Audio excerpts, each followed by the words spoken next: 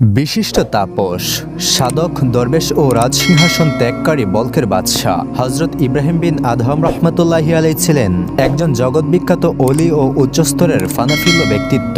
আফগানিস্তানের উত্তরে বলখ নামক একটি সমৃদ্ধশালী রাজ্য ছিল। আজ থেকে প্রায় ১৩০০ বছর পূর্বে এ রাজ্য পরিচালনা করতেন একজন ক্ষুধাবিরু ও প্রজাপৎসন রাজা। তার স্ত্রীও ছিল একজন ধর্মপরায়ণা। সে রাজ্যে হযরত ইব্রাহিম বিন আদহাম রহমতুল্লাহি আলাইহি আল্লাহ ও রাসূলের প্রেমে বিভোর হয়ে গভীর অরণ্যে কঠোর রিয়াজত ও সাধনায় মগ্ন ছিলেন। বনের পশুরা তাকে সম্মান ও সেবা করত।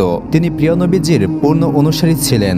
হযরত ইব্রাহিম বিন আদহাম রহমতুল্লাহি আলাইহি বলেন, একবার আমি বাইতুল্লাহ হজের উদ্দেশ্যে ঘর থেকে বের হয়েছিলাম। ফলে রাস্তায় সফরকালে হঠাৎ করে আমার জ্বর চলে আসে, যার কারণে আমি খুব ক্লান্ত বোধ করি। তাই আমি বিশ্রামের জন্য নিকটবর্তী একটি পাহাড়ের গুহায় আশ্রয় গ্রহণ করি। যখন রাত হয়ে যায় তখন আমি দেখতে পাই যে অনেক বড় একটি সিংহ সেই গুহায় প্রবেশ করছে। সিংহটি গুহায় প্রবেশ করার পরে আমাকে দেখতে পেয়ে সে আমাকে উদ্দেশ্য করে বলে, আমার অনুমতি ব্যতীত আমার এই গুহায় প্রবেশ করার অনুমতি তোমাকে কে দিয়েছে? সিংহের সেই কথা শুনে ইব্রাহিম বিন আদহাম রহমতুল্লাহি আলাইহি বলেন, আমি একজন মুসাফির, তাছাড়া আমার সব সহায় সম্বল শেষ হয়ে গিয়েছে। আমি আজকের এই রাতটি তোমার কাছে মেহমান হিসেবে কাটাতে এসেছি। এই কথা শুনে সিংহটি তাকে উদ্দেশ্য করে বলে, আচ্ছা ঠিক আছে, তাহলে আমি গুহার একটি কিনারায় শুয়ে পড়ছি, আর তুমি গুহার মাঝখানে শুয়ে পড়ো। এই কথা বলে সিংহটি গুহার একটি কিনারায় গিয়ে শুয়ে পড়ল, আর আমি সমস্ত রাত কুরআন তেলাওয়াত করে অতিবাহিত করলাম। যখন সকাল হয়ে যায় তখন সেই গুহা থেকে বের হওয়ার সময় আমি মনস্থির করি। তখন সেই সিংহটি বলে, তুমি আশ্চর্য হইও না এবং মনে মনে এমন কথাও ভেবো না যে আমি সারাটা রাত একটি সিংহের সঙ্গে কাটিয়েছি আর আমি একদম নিরাপদে রয়েছি। সিংহটি আরো বলল, আল্লাহর কসম, আমি ৩ দিন পর্যন্ত কিছুই খাইনি। তুমি যদি আমার মেহমান না হতে তাহলে তোমাকে আমি অবশ্যই ভক্ষণ করে ফেলতাম। সিংহের মুখে এমন কথা শুনে তিনি আশ্চর্য হয়ে যান এবং আল্লাহর কাছে শুকরিয়া আদায় করেন। ইব্রাহিম বিন আদম বলেন, আমি যখন সিংহের হাত থেকে মুক্তি পেয়ে হজ আদায় করে নিজ দেশের উদ্দেশ্যে রওনা হই, এমন সময় আমার অন্তর মিষ্টি ফল আনার খাওয়ার বাসনা প্রকাশ করে, কিন্তু আমি অনেক টালবাহানা করে সেই ইচ্ছা থেকে নিজেকে দমন করি। ফলে এক রাতে আমার অন্তর আমাকে উদ্দেশ্য করে বলে, আল্লাহর কসম, যদি তুমি আমার মনের কামনা পূর্ণ না করো তাহলে আমি তোমার এই ইবাদতে পরিপূর্ণ মনোযোগ দেব না। তখন আমি আমার অন্তরকে উদ্দেশ্য করে বললাম, আচ্ছা ঠিক আছে, আমি যখন আমার দেশে পৌঁছাবো তখন আমি তোমার মনোকামনা পূর্ণ করব। তিনি আরো বলেন, একবার আমি একটি ময়দানে ভ্রমণ করলে একটি আনার ফলের গাছ দেখতে পেয়েছিলাম। তাই গাছটিকে দেখতে পেয়ে আমি গাছটির দিকে অগ্রসর হতে লাগলাম। সে গাছে অনেক আনার ফল ছিল। সেই গাছ থেকে একটি আনার ফল পেরে আমি যখনই তা মুখে দিলাম তখন বুঝলাম যে ফলটি অনেক টক। তারপর সেখান থেকে আরো বেশ কয়েকটি আনার ফল পারলাম এবং সেগুলো মুখে দিয়ে দেখি সবগুলি টক। তখন আমার অন্তর আমাকে উদ্দেশ্য করে বলল, আমার মিষ্টি আনার ফল খাওয়ার বাসনা। এরপর আমি মিষ্টি আনারের খোঁজে পাশের একটি বাগানে গেলাম। সেখানে গিয়ে আমি দেখলাম যে সেখানে একটি লোক বাগানের দেখাশোনা করছে। অতঃপর আমি সেই ব্যক্তির কাছে একটি আনার ফল চাইলাম। তিনি আমাকে গাছ থেকে একটি আনার ফল পেরে দিলেন। আমি যখনই আনার ফলটি মুখে দিলাম তখন তা আগের চেয়েও আরো বেশি টক মনে হলো। আমি লোকটির কাছে জানতে চাইলাম, আনার ফল টক কেন? তখন লোকটি আমাকে উদ্দেশ্য করে বলল, হে ইব্রাহিম, তোমার মন তোমার কাছে যা চাই তুমি তা পূর্ণ করতে থাকো। আল্লাহর কসম, আমি এই বাগানে ৪০ বছর যাবৎ কাজ করছি, কিন্তু কোন আনারটি মিষ্টি আর কোন আনারটি টক হবে তা আমি বলতে পারবো না, কেননা আমি কখনো এই বাগানের একটি আনার ফল পেরে খাইনি। লোকটির মুখে এই কথা শুনে তিনি একেবারে অবাক হয়ে গেলেন। তারপর তিনি সেখান থেকে চলে গেলেন। কিছুক্ষণ পর তিনি এমন এক যুবককে দেখতে পেলেন যে যুবকটি অনেক অসুস্থ ছিল এবং তার মাথায় পোকামাকড় ঘুরপাক খাচ্ছিল। এমত অবস্থায় সেই যুবকটি বলছিল, আল্লাহ তাআলার অনেক শুকরিয়া, কারণ তিনি আমাকে সুস্থ রেখেছেন, ভালো রেখেছেন। যুবকের মুখে এমন কথা শুনে তিনি অবাক হয়ে তাকে জিজ্ঞাসা করলেন, হে আল্লাহর বান্দা, এর থেকে বড় সমস্যা আর কি হতে পারে? তখন সে তার দিকে তাকিয়ে তাকে উদ্দেশ্য করে বলল, হে ইব্রাহিম, আমার এমন অবস্থা তোমার আনার ফল খাওয়ার বাসনা থেকে অনেক উত্তম। আমি জানি তুমি এমন এক ব্যক্তি যার পরীক্ষা নেওয়া হয়েছিল। তুমি এমন এক ব্যক্তি যেটা তুমি মনে মনে আকাঙ্ক্ষা করো, মহান আল্লাহ সুবহানাহু ওয়া তাআলা সেটা তার বিপরীত করে দেন, যার কারণে আল্লাহ তাআলা মিষ্টিকে টকের মাধ্যমে পরিবর্তন করে দিয়েছেন। তার মুখে এমন কথা শুনে ইব্রাহিম বেহুশ হয়ে যান। তিনি বলেন, আমার যখন জ্ঞান ফিরে আসে তখন আমি তাকে জিজ্ঞাসা করি, হে আল্লাহর বান্দা, আল্লাহর নিকট তোমার মর্যাদা আমার চেয়ে অনেক বেশি। এত সমস্যা থাকার পরেও তুমি আল্লাহর কাছে কেন দোয়া করে এর থেকে মুক্তি কামনা করছো না? এর প্রতি উত্তরে সে বলল, হে ইব্রাহিম, ইব্রাহিম, আল্লাহ বিভিন্ন পরীক্ষার মাধ্যমে এটাই দেখতে চান যে ওনার এত পরীক্ষার পর কে ওনার উপর সন্তুষ্ট রয়েছেন। যদি আল্লাহ তাআলা এমন পরীক্ষার মাধ্যমে আমাকে ধ্বংস করে দেন, তাহলে আমি এটা মনে করব যে আল্লাহ তাআলা আমাকে অনেক পছন্দ করেন। আল্লাহ সুবহানাহু ওয়া তাআলা যা চান সেটি আমার জন্য অবশ্যই ভালো। বনি ইসরায়েলের এক আবেদ দীর্ঘদিন যাবৎ আল্লাহ পাকের ইবাদতে মশগুল ছিলেন। একদিন কিছু লোক এসে তাকে জানালো যে একদল লোক একটি বৃক্ষের পূজা করছে।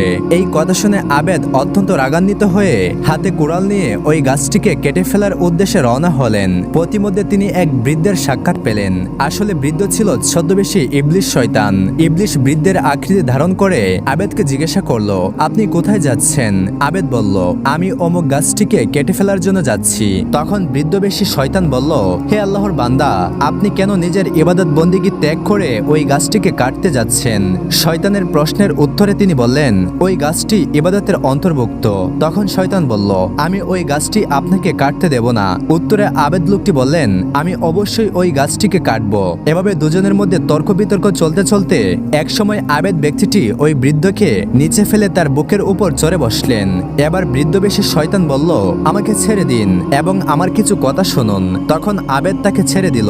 শয়তান মাটি থেকে উঠে বলল, হে আবেদ, আল্লাহ পাক ওই গাছটি কাটার জন্য ফরজ করেননি। আর যদি অন্য কেউ এই গাছের পূজা করে তাহলে তার পাপ হবে। তাতে আপনার সমস্যা কি? আপনাকে তো ওই গাছটি কাটার জিম্মাদারি দেওয়া হয়নি। সুতরাং আপনি কেন নিজের ইবাদত ত্যাগ করে ওই গাছটি কাটার পেছনে সময় ব্যয় করতে চাইছেন? তখন আবেদ বলল, আমি তোমার কথাতে কান দেব না, আমি গাছটিকে কাটবই। শয়তান যখন দেখলো যে এভাবে কোনো কাজ হচ্ছে না, তখন সে শক্তি প্রয়োগ করার মাধ্যমে গাছটা থেকে আবেদকে ফেরানোর চেষ্টা করলো। কিন্তু এবারও সে আবেদ বৃদ্ধবেশী শয়তানকে মাটিতে ফেলে তার উপর চড়ে বসলেন। ইবলিশ এবারও কাকুতি মিনতি করে বলল, আমাকে ছেড়ে দিন। এবার আমি আপনাকে এমন মূল্যবান কথা বলবো যা আপনার জন্য বহু কল্যাণকর হবে। আবেদ তাকে পুনরায় ছেড়ে দিল এবং বলল, বলো কি বলবে? শয়তান এবার বিভিন্ন কৌশল অবলম্বন করে বলল, হে আবেদ, আপনি একজন অভাবী মানুষ। সারা বছর মানুষের উপর পড়ে থাকেন। মানুষ অনুগ্রহ করে আপনাকে খেতে দেয়, অথচ আপনার সম্পর্কে আমার ধারণা ছিল যে আপনি কখনো এমন হীন জীবন কামনা করেননি। মানুষের নিকট ছোট হয়ে থাকতে আপনার মন কিছুতেই চাইছে না, বরং আপনার মন চাই নিজের পয়সায় পেট ভরে আহার করতে, সম্ভব হলে পাড়া প্রতিবেশীর প্রতি সাহায্য অনুভূতি করে সবার সাথে সম্মানজনকভাবে বসবাস করা। শয়তানের এই চমৎকার কথা শুনে মুগ্ধ হয়ে আবেদ বললেন, তুমি ঠিকই বলেছ। শয়তানের ফাঁদ বুঝতে না পেরে আবেদ তার ফাঁদে পা দিয়ে ফেলল। অতঃপর শয়তান তার কথায় আরো দরদ মিশিয়ে বলল, আপনি এখন বাড়ি ফিরে যান। প্রতি রাতে আমি আপনার শিওরে 2টি করে মোহর রেখে যাব। অতঃপর আপনি তা দ্বারা নিজের এবং বাচ্চাদের চাহিদা মিটিয়ে সেই অর্থ দ্বারা প্রতিবেশীর সেবা করবেন। এই ব্যবস্থা দ্বারা সমাজে যেমন আপনার সম্মান বৃদ্ধি পাবে, ঠিক তেমনি আপনার প্রতিবেশীরাও উপকৃত হবে। এটা আপনার জন্য ওই গাছ কাটা থেকে বহুগুণে ভালো হবে। ইবলিশের এই সূক্ষ্ম ফাঁদে পড়ে আবেদ বিভ্রান্ত হয়ে মনে মনে ভাবল, এই বৃদ্ধ যা বলছে তা যুক্তিসঙ্গত। আমি তো এই যুগের পয়গম্বর নই, ওই গাছ কাটাও আমার কর্তব্য নয়। তাছাড়া এই বিষয়ে আল্লাহ সুবহানাহু ওয়া তাআলাও কোনো হুকুম জারি করেননি। সুতরাং ওই গাছ না কাটলে আমি নাফরমান বলে সাব্যস্ত হব না। পক্ষান্তরে এই বৃদ্ধ আমার জন্য যে প্রস্তাব দিচ্ছে তা সব দিকেই আমার জন্য কল্যাণকর হবে। অতঃপর আবেদ গাছ না কেটে তার ঘরে ফিরে এলেন এবং সকালে ঘুম থেকে উঠে তার শিওরে 2টি মোহর দেখতে পেলেন। পরের দিনও একই রকম ভাবে 2টি মোহর পেলেন। তৃতীয় দিন থেকে আর কোনো মোহর পাওয়া গেল না। মোহর আসা যখন বন্ধ হয়ে গেল, তখন আবেদ আগের চেয়েও অধিক ক্ষোভ নিয়ে সেই বৃক্ষ কাটতে রওনা হলেন। পথে আবার সেই বৃদ্ধের সাথে দেখা হলো। সে জিজ্ঞাসা করলো, আপনি কোথায় যাচ্ছেন? আবেদ বলল, আমি সেই গাছটি কাটতে যাচ্ছি। তখন বৃদ্ধ বলল, আপনি অর্থলোভী মিথ্যুক। এই গাছ কাটা তো দূরের কথা, আপনি এর নিকটেও পৌঁছাতে পারবেন না। আবেদ তখন অত্যন্ত ক্ষিপ্ত হয়ে তাকে পরাহত করতে চাইল, কিন্তু পারল না। বরং এবার বৃদ্ধ তাকে মাটিতে ফেলে তার বুকের উপর বসে পড়ল এবং বলল, হয় তুমি ওই গাছ কাটা থেকে নিজেকে বিরত রাখবে, অন্যথায় আমি তোমাকে জবাই করে ফেলবো। আবেদ তখন নিরুপায় হয়ে বলল, তুমি আমাকে ছেড়ে দাও এবং এটা বলো যে প্রথমবার আমি কি কারণে তোমার উপর জয়ী হয়েছিলাম, আর আজকে তুমি কিভাবে আমার উপর জয়ী হয়েছ। বৃদ্ধবেশী শয়তান বলল, প্রথমবার আল্লাহ পাকের সন্তুষ্ট অর্জনের উদ্দেশ্যে তোমার অন্তরে ক্ষোভ সৃষ্টি হয়েছে এবং তোমার নিয়ত ছিল পরকাল, আর এখন তোমার স্বার্থহীন হওয়ার কারণে তোমার মধ্যে ক্ষোভ সৃষ্টি হয়েছে এবং এখন তোমার দৃষ্টি দুনিয়ার প্রতি। এই জন্যই তোমার নৈতিক শক্তি বা বোয়াল লোপ পেয়েছে, আর তাই আমি তোমার উপর জয়ী হয়েছি। প্রিয় বন্ধুরা, আজকের এই ঘটনাটি থেকে আমাদের শিক্ষণীয় করণীয় বিষয় হলো আমাদের সর্বদা খারাপ কাজ এবং শয়তানের প্ররোচনা থেকে দূরে থাকতে হবে, সর্বদাই ন্যায় ও সঠিক পথে চলতে হবে। হযরত ইব্রাহিম আদহাম রহমতুল্লাহি আলাইহি ছিলেন প্রতাপশালী বাদশাহ। তার দাপটে পৃথিবী কম্পমান। প্রভূত ঐশ্বর্যের অধিকারী তিনি, শান শৌকতে ভরপুর। তিনি যখন রাস্তা দিয়ে চলতেন তখন তার অগ্রভাগে চলত স্বর্ণালধারী 40 জন অশ্বারোহী আর 40 জন দেহরক্ষী। একদা হযরত ইব্রাহিম বিন আদহাম রহমতুল্লাহি আলাইহি গভীর রাতে তার রাজপ্রাসাদে তার নিজ বিছানায় উপাসনায় মগ্ন। হারেমের সুবর্ণ পালঙ্কে সুকোমল সাজ্জায় তিনি ধ্যানরত। হঠাৎ কাছেই কোথাও কারো যেন পদশব্দ শুনতে পেলেন তিনি। মনে হলো ছাদের উপর দিয়ে কে যেন ক্রস্ত পায়ে চলে গেল। তাই তিনি জিজ্ঞাসা করলেন, কে ওখানে? ছাদের উপর থেকে উত্তর এলো, আমি তোমার এক বন্ধু। আমার একটি উট হারিয়ে গেছে, তাই সেই উটটিকে খুঁজছি। বাদশাহ বললেন, বন্ধু, উট হারিয়েছে বলে সেটা খুঁজতে এসেছো প্রাসাদের ছাদের উপর? এই বলে তিনি বিরক্ত হয়ে তাকে একটি ধমক দিয়ে বললেন, মূর্খ। কিন্তু অপক্ষ থেকে জবাব আসে, হে বাদশাহ, আমার এই কাজটিকে তুমি মূর্খামি বলছো, কিন্তু তুমি কি করছো? সোনার পালঙ্কে শুয়ে সুবর্ণ জরির পোশাকে ভূষিত হয়ে আল্লাহর ইবাদত করছো। তোমার কাজটি কি এর চেয়েও বোকামি নয়? এ কথা শুনে বাদশার চেতনার উপর চাবুক এসে পড়ে। শুরু হয়ে যায় এক অভূতপূর্ব আলোড়ন। অনুশোচনায় তিনি দগ্ধ হতে থাকেন। অদৃশ্য বন্ধু রাত্রির ঘন অন্ধকারে অদৃশ্য হয়ে গেল। কেড়ে নিয়ে গেল মহা শক্তিশালী শাহেনশাহর চোখের ঘুম। দারুণ দুশ্চিন্তায় রাত শেষে ভোর হয়ে এলো। পরদিন পাত্রমিত্র সহ রাজদরবারে তিনি উপবিষ্ট। এমন সময় মহা তেজস্বীয় এক পুরুষ দরবারে সে উপস্থিত হলো। বাদশাহ বললেন, কে আপনি? কি চান এখানে? সে বলল, আমি এক মুসাফির। এই মুসাফিরখানায় কিছুক্ষণ বিশ্রাম নিতে চাই। বাদশাহ বললেন, আরে এটা তো মুসাফিরখানা নয়, এটা আমার বাসভবন। বাদশার এই কথা শুনে মুসাফির বললেন, কি বলেন বাদশাহ, এটা আপনার বাসভবন? আচ্ছা বাদশাহ, আপনার আগে এখানে কে বাস করতেন? বাদশাহ বললেন, আমার পিতা। মুসাফির বললেন, এর আগে কে বাস করতেন? বাদশাহ বললেন, আমার পিতামহ। মুসাফির আবারও বললেন, তারও আগে কে বাস করতেন? বাদশাহ বললেন, আমার প্রপিতামহ। তখন মুসাফির বললেন, তারা সবাই এখন কোথায়? বাদশাহ বললেন, তারা সবাই চলে গেছেন, অর্থাৎ পরলোক গমন করেছেন। বাদশার কথা শুনে মুসাফির বলল, এখানে যখন একজন আসে আরেকজন চলে যায়, তখন কি আপনি এটাকে মুসাফিরখানা বলবেন না? এর যদি স্থায়ী হতো তাহলে তো তারা আজ এখানে বাস করত। এ কথা বলে সেই তেজস্বী পুরুষ চলে গেলেন। রাজদরবারে আসার সময় যেমন তাকে কেউ বাধা দেয়নি, দরবার কক্ষ ছেড়ে চলে যাওয়ার সময়ও কেউ তাকে বাধা দেয়নি। আর এদিকে জ্বর উঠেছে বাদশার মনের আকাশে। এখন তো আরো ব্যাপক আকার ধারণ করে প্রবল জরিখায় পরিণত হলো। সিংহাসন থেকে বাদশাহ নেমে গেলেন আর ছুটে গেলেন অচেনা আগন্তুকের পেছনে পেছনে। অনেকখানি পথ অতিক্রম করে তিনি তার নাগাল পেলেন। অতঃপর তিনি সুরক্ষিত কণ্ঠে জিজ্ঞাসা করলেন, জনাব, আপনি কে? প্রশান্ত গভীর কণ্ঠে মুসাফির উত্তর দিলেন, আমি আল্লাহর দাস খিজির। আত্মপরিচয় দান করে আগন্তুক অদৃশ্য হয়ে গেলেন। আর কিছু জিজ্ঞেস করার সুযোগ পেলেন না বাদশাহ। গভীর অতৃপ্তি আর উৎকণ্ঠা উদ্বেগ নিয়ে শাহেনশাহ ফিরেলেন রাজদরবারে। এই মনোবিকলনের হাত থেকে অব্যাহতি পাওয়ার জন্য তিনি শিকারের উদ্দেশ্যে বের হলেন। শিকার করতে এসে জঙ্গলের ভিতর হঠাৎ তিনি দলছুট হলেন। এখন তিনি নির্জন জঙ্গলে সম্পূর্ণ একা। এদিকে মন্ত্রী পরিষদ এক বড় দেশ পরিচালনায় ব্যর্থ হয়ে বাদশাকে হন্য হয়ে খুঁজে বেড়াচ্ছে। খুঁজতে খুঁজতে তারা দেখতে পেল যে বাদশাহ একটা নদীর কিনারায় বসে বসে সুই দিয়ে কি যেন সেলাই করছে। তাকে খুঁজে পেয়ে মন্ত্রী পরিষদ তার কাছে এসে বলল, হে মহামান্য বাদশাহ, আপনি বাদশাহী ছেড়ে এখানে বসে বসে কি করছেন? আপনি ছাড়া তো এই রাজ্য চালানোর কোনো লোক নেই। সবাই আপনাকে আজীবনের জন্য বাদশাহ বানিয়েছেন। হে বাদশাহ, চলুন আপনি আবার আপনার আসনে বসবেন। বাদশাহ তাদের এই কথা শুনে হাতে থাকা সুইটা নদীতে ফেলে দিলেন এবং মন্ত্রীদেরকে লক্ষ্য করে বললেন, হে মন্ত্রী, আমার সুইটি উঠিয়ে দাও।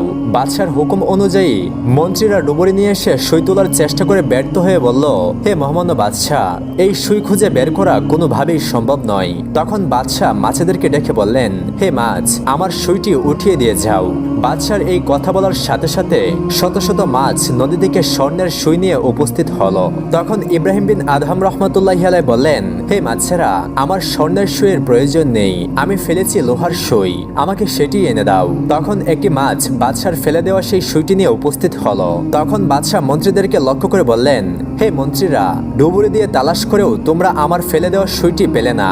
আর এই নদীর মাছেদেরকে বলার সাথে সাথে তারা আমার সুই নিয়ে উপস্থিত হলো।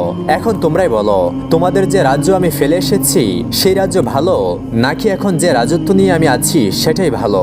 মন্ত্রীবর্গ বলল, হে মহামান্য মহামান্য বাদশাহ, আপনার রাজত্ব আগে তো শুধু মানুষের উপর চলতো, এখন গোটা পৃথিবীর সমস্ত বস্তুর উপর চলছে। তখন বাদশাহ বললেন, আমি এখন আগের থেকেও বড় রাজত্ব পেয়েছি। এই রাজত্ব ছেড়ে আমি তোমাদের সাথে আর বলকে যাব না, আমি এই জঙ্গলেই থেকে যাব।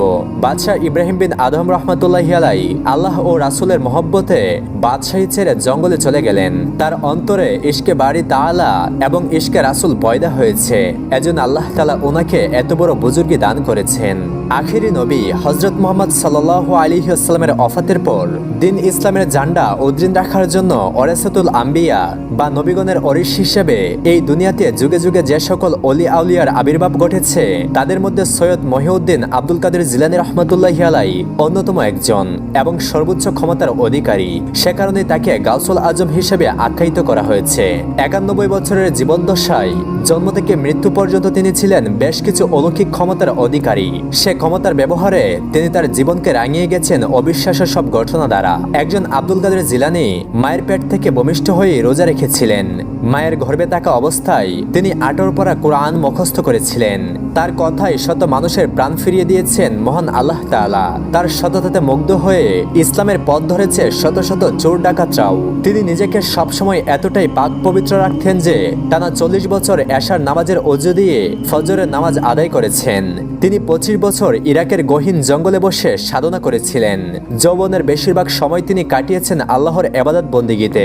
পহেলা রমজান 471 হিজরিতে ইরানের অন্তর্ভুক্ত জিলান জেলার কাস্পিয়ান সমুদ্র উপকূলে নাইদ নামক স্থানে বড় পীর আব্দুল কাদের জিলানী রহমতুল্লাহি আলাইহি জন্মগ্রহণ করেছিলেন।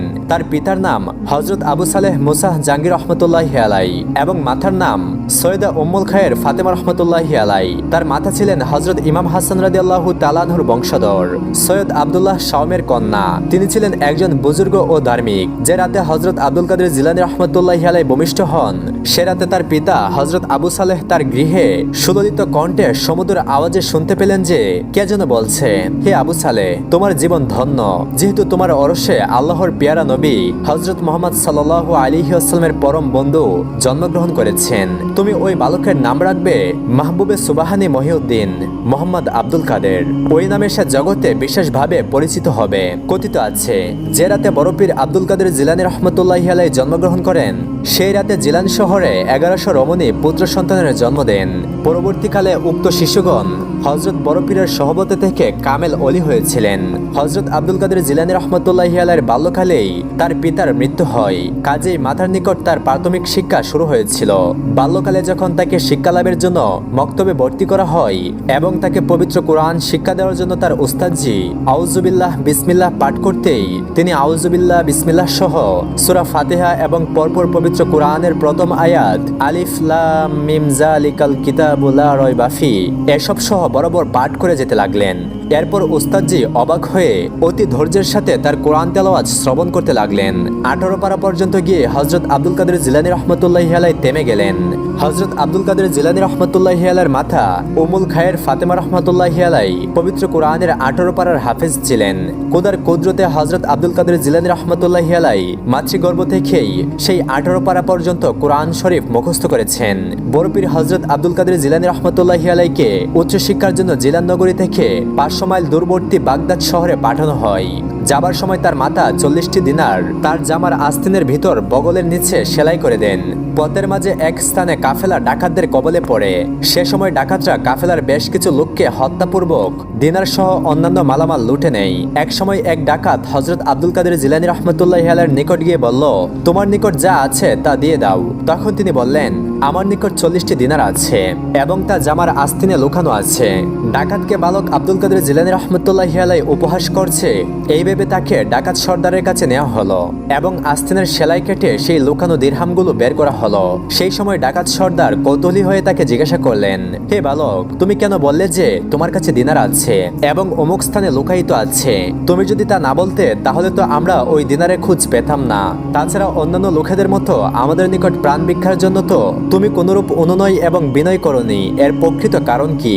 বালক আব্দুল কাদের বললেন, আমি বাড়ি থেকে বের হওয়ার সময় আমার মাতা আমাকে মিথ্যা কথা বলতে বারণ করেছেন। তা যদি কঠিন বিপদের সময় হয় তবু সেটা আমাকে মানতেই হবে। তাছাড়া আমি প্রাণ রক্ষার জন্য তোমাদের নিকট প্রাণ ভিক্ষা চাইব কেন?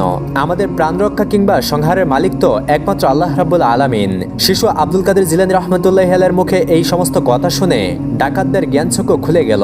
তারা তাদের হাতের অস্ত্র ফেলে দিয়ে সৎপথে জীবনযাপন করতে আরম্ভ করলো। খিতাবে উল্লেখ রয়েছে যে পরবর্তীকালেও এই 61 জন সদস্য বড় পীর আব্দুল কাদের জিলানী রহমতুল্লাহি আলাইহির নিকট বায়াত গ্রহণ করেছিলেন।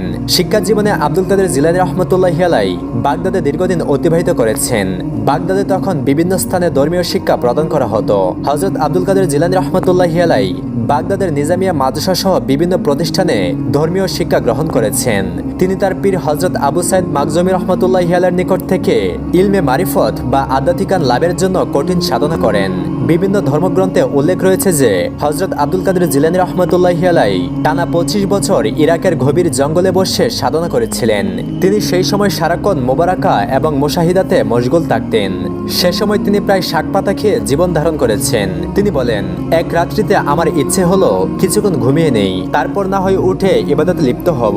মনের সেই কুপ্রবৃত্তিকে শাস্তি দেওয়ার জন্য তিনি তখনই এক পায়ের উপর দাঁড়িয়ে কোরআন শরীফ তেলাওয়াত করতে লাগলেন এবং ওই অবস্থায় সমস্ত কোরআন শরীফ খতম করলেন। অতঃপর 15 বছর পর্যন্ত তিনি প্রত্যেক রাত্রেই একবার দাঁড়িয়ে কোরআন শরীফ খতম করতেন। বড় পীর হযরত আব্দুল কাদের জিলানী রহমতুল্লাহি আলাইহি কোনো সময় বিনা অজুতে থাকতেন না। যদি কখনো অজু নষ্ট হয়ে যেত তৎক্ষণাৎ তিনি অজু সমাধা করতেন। হযরত আব্দুল কাদের জিলানী রহমতুল্লাহি আলাইহির বিষয়ে জানা যায়, এশার নামাজের জন্য তিনি যে অজু করতেন সেই অজু দিয়ে তিনি নিয়মিত ফজরের নামাজ আদায় করতেন। বড় পীর হযরত আব্দুল কাদের জিলানী রহমতুল্লাহি আলাইহির অনেক ধরনের কেরামতি বা অলৌকিক ঘটনা রয়েছে। শেখ আব্দুল কাদের সামে থেকে বর্ণিত রয়েছে, একদিন রমজান মাসে বড় পীর হযরত আব্দুল কাদের জিলানী রহমতুল্লাহি আলাইহি একাধিক ক্রমে 17 জন লোকের নিকট থেকে ইফতারের দাওয়াত গ্রহণ করলেন। একে অন্যের অসাক্ষাতে দাওয়াত দিয়ে গেল এবং তিনি সকলের দাওয়াত রক্ষার্থে সকলের দাওয়াতই কবুল করলেন।